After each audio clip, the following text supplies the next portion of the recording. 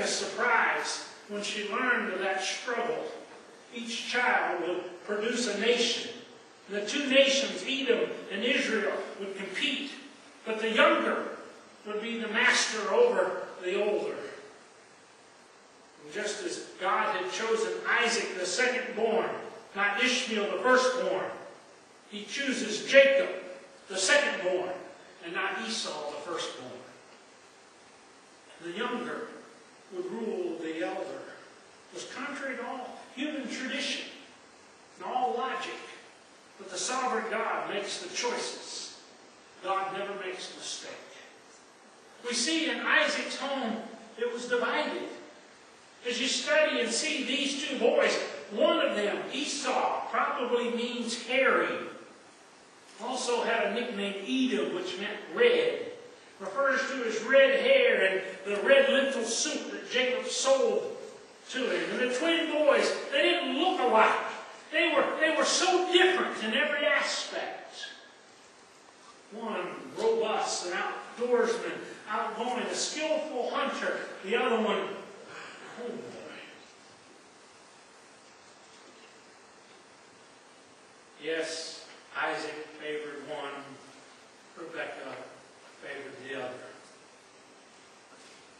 It's like they read a psychological textbook on what not to do and then did everything it said not to do. It's so unfortunate when homes are divided and parents and children put their own personal desires ahead of the will of God. It's so sad, and many of you that are involved in children and seeing parents raise children, how that they really try to relive their lives in their children's lives. Bill always wanted to be a long-distance runner, ended up a pilot, so he pushed his son to run him and chases him with a stick everywhere he went. It's amazing how that we live our lives through our children. You've seen it happen, haven't you? I was teasing, you know that, don't you?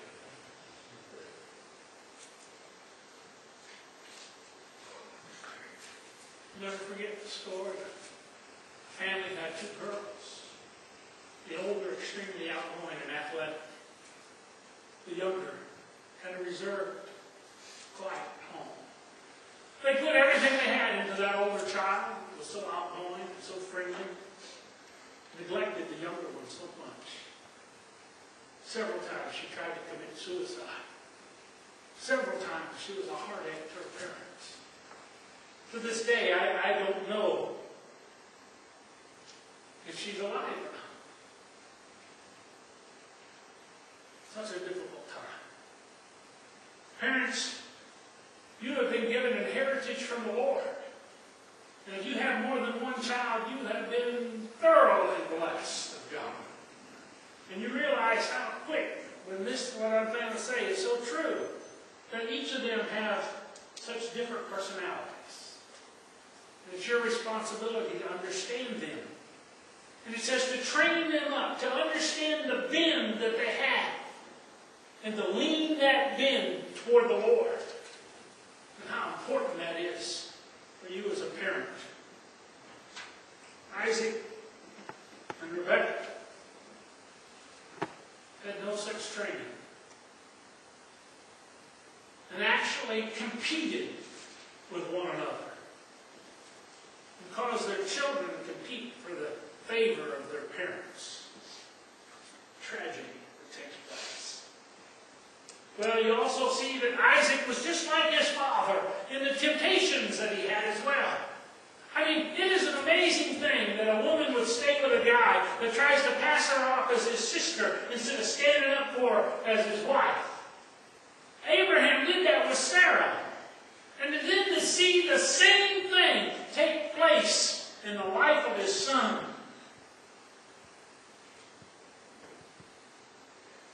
I know Isaac was tempted to run. Famine comes into the land. God says, if you'll stay here and do this, I'm going to tell you, I'm going to bless you above all blessings.